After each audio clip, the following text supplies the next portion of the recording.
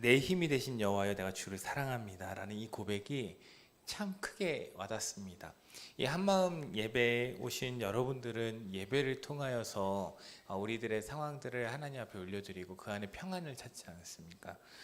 이 세상이 많은 것들을 준비하고 많은 것들을 하려고 하지만 그 안에서 진정한 평안을 얻을 수는 없는 것 같아요.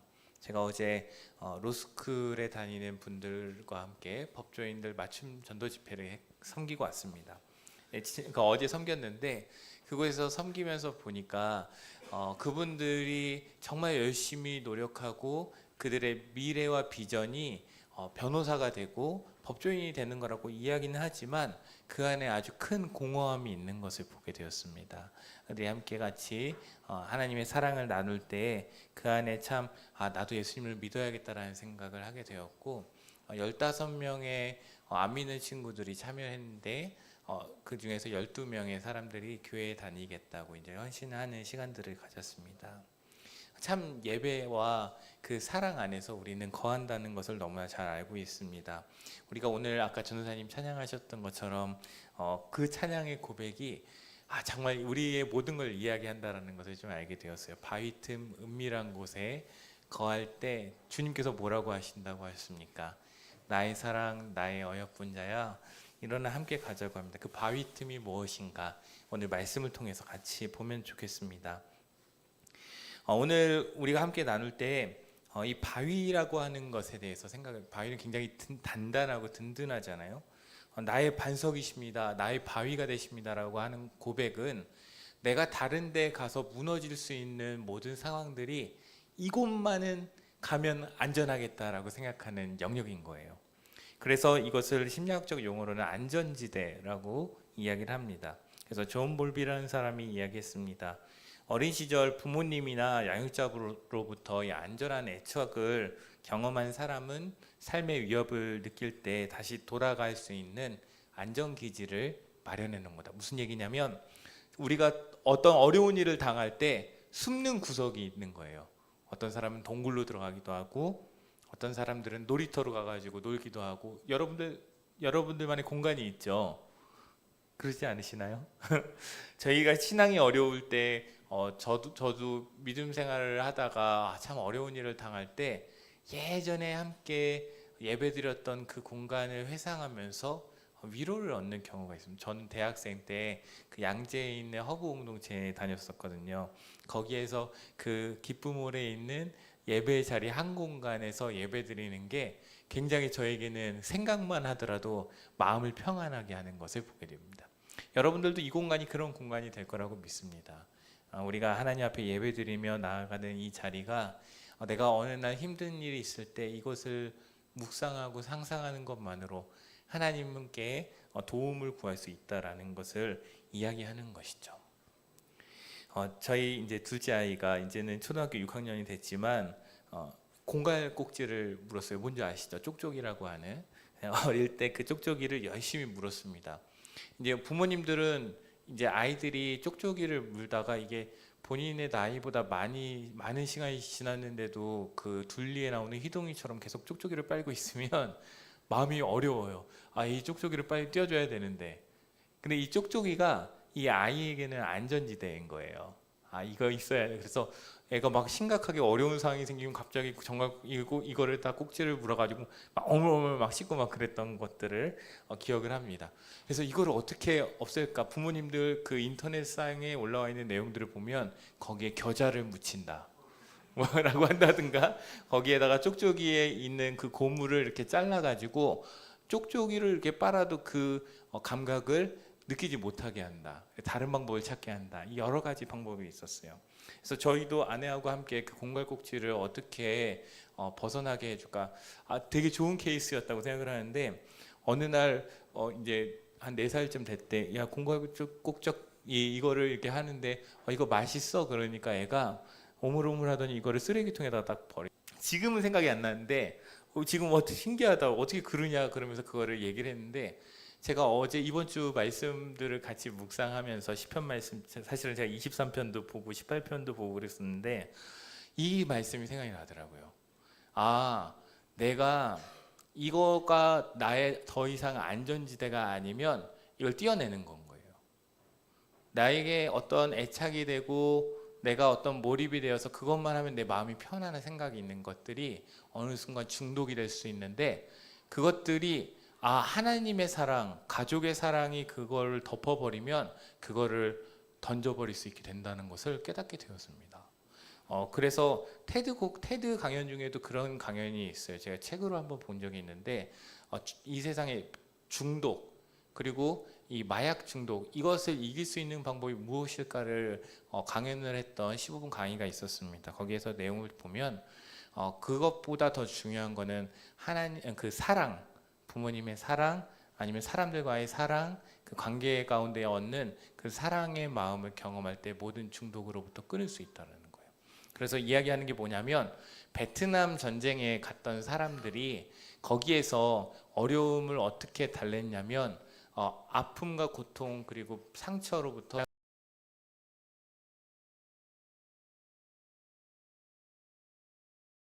성분이 있으니까 이거를 나중에 큰 사회 문제가 될 거다, 그래가지고 이거를 어떻게 해결할 수 있을까, 어떻게 중독을 끊어야 되는데 그 센터를 마련해야 되나, 여러 가지 고민했는데 다 필요가 없었어요. 전쟁이 끝나고 그들이 가족에게 돌아가면서 모든 마약이나 이런 것들에 대한, 몰핀에 대한 중독은 끊어졌다는 거예요. 그런 것들을 보면 이거 모든 것들이, 중독과 빠져있는 모든 것들이 나의 안전지대가 무언가를 찾기 위해서 갈구하는 사람들의 연약한 모습이라는 것을 알게 되는 것입니다. 다윗 역시 그랬습니다.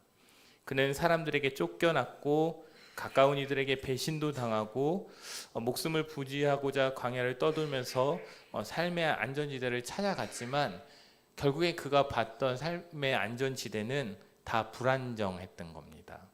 다 무너졌었고요. 그가 절체절명의 순간에 단 한 분인 하나님만이 나의 피난처이심을 고백하게 돼요. 18장 1절 말씀을 보면, 나의 힘이 되신 여호와여 내가 주를 사랑합니다. 이 고백이 이 모든 내가 안정지대라고 생각해왔던 공갈 꼭지마저도 이제 다 벗어버리고, 정말 하나님만이 나의 평안을 주시는 분이라는 것을 알게 한다는 것이죠.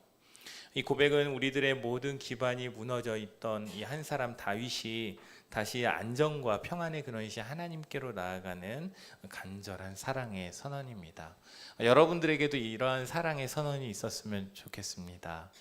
우리들 가운데 우리 찾아오는, 엄습해오는 연약함들이 있을 거예요. 사람들이 이거 연구를 해보니까 사람마다 기질이 다르잖아요. 요즘은 MBTI를 많이 하게 되어서 MBTI로 기질을 얘기를 하는데, 이전에는 이제 애니어그램이라는 것이 전통적으로 기독교와 오랜 시간 동안 이제 기질에 대해서 설명하는 도구가 되었었어요. 근데 거기에 내용의 핵심을 보면 사람마다 동기가 있다는 거예요. 그 기질마다 동기를 찾는 게 9가지가 다르다는 거예요. 어떤 사람은 원칙이 중요하고, 어떤 사람은 사랑받는 게 중요하고, 어떤 사람은 그 가운데 어떤 누군가를 아는 것을 되게 중요하게 여기고, 어떤 사람은 어떤 쾌락을 쫓는 것을 중요하게 생각하고, 어떤 사람은 힘을 갖는 걸 중요하고, 다 기질마다 그게 다른데, 그것들을 더 열심히 갈구하면 그걸 내 안전지대라고 생각을 하면 그게 어떻게 되냐면 탐욕이 되어서 그것이 중독으로 연결된다는 거예요. 똑같습니다. 안전지대를 향해서 그 사람들이 기질을 따라 다 다르게 그걸 향해서 가게 되고, 그것에 따라서 정신질환들이 다 다른 방향으로 연결되어진다라고 하는 것들을 이야기를 들은 적이 있습니다. 그러므로 이런 모든 기질, 모든 상황마다 있었던 모든 정신적인 아픔과 어려움들과 상황들 역시 우리가 안전지대를 찾기 위해서 발생하는 문제들에서 기인된다고 볼 수가 있는 것이죠.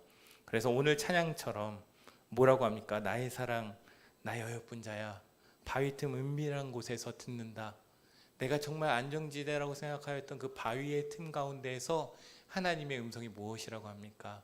일어나서 나랑 함께 가자라고 이야기하신다는 거예요. 그래서 흔들리지 않는 기반, 무너지지 않는 바탕, 그분이 계시기 때문에 우리는 무너지지 않을 수 있는 것입니다. 그런데 이 바윗이라는, 이 반석이라는 표현이 다윗만 한 것이 아니에요. 예수님께서도 한 사람을 반석이라고 불렀습니다. 누군지 아십니까? 시몬이라는 시몬 베드로, 우리가 잘 알고 있는 베드로입니다. 베드로는 기질상 감정에 따라서 말과 행동을 막 뒤죽박죽하는 들쭉날쭉인 사람이었습니다. 누가 이 사람을 반석이라고 할 수 있겠습니까? 그런데 이 사람을 반석이라고 불렀대요. 열정은 넘쳤지만 그 열정이 일관성이 없이 흘러갔던 사람이었는데, 예수님이 그를 부를 때 시몬이라는 말을 하지 않고 베드로야 라고 이야기를 했다는 것입니다. 너는 베드로다. 내가 이 반석 위에 내 교회를 세울 것이다. 예수님은 이 시몬의 약점을 바꾼 것이 아니고요, 대신 그 안에 있는 가능성을 보시고 그 가능성 위에 새 이름과 정체성을 부여하셨습니다. 결국 베드로가 어떻게 하였습니까? 예수님 승천 이후에 흔들리던 제자 공동체 가운데에서 그들을 붙잡고 진리의 기준을 세우는 반석, 그리고 교회의 리더, 사도가 되었습니다. 이렇게 하나님은 연약하고 흔들릴 수밖에 없는 우리들을 모아서 반석이라고 부르시고, 그리고 하나님께서 우리에게 은혜 베풀어 주시고 성령님을 우리에게 주심으로 인하여서 우리를 반석으로 빚으시는 거예요. 우리도 마찬가지입니다. 지금은 감정에 흔들리고 믿음의 기복이 있을 수도 있고 또 자신감이 없을 수 있습니다. 무너질 때 더 우리는 그럴 것입니다. 우리가 중독에 다시 한번 빠지게 될 때 다시 눈물에 빠지게 되고, 우리가 흔들리는 안전지대로 향할 때 똑같은 실수들을 범하지만 하나님은 우리 안에 가능성을 여전히 보고 계시고 반석 같은 존재로 세워가는 분이라는 것입니다. 그래서 바위 틈에 숨어있던 사람이 일어나서 함께 가서 바위가 된다는 거예요. 든든한 사람이 되고, 그 사람이 바위가 되면 뭡니까? 안전지대가 되어주는 거예요, 누군가에. 그러면 그 안전지대가 된 바위 틈으로 누가 모이겠습니까? 안전지대가 필요한 사람들이 모여들게 될 거예요. 그 이야기를 하고 있는 것입니다. 다윗은 계속 고백합니다. 여호와는 나의 요새시고 나를 건지시는 분이십니다.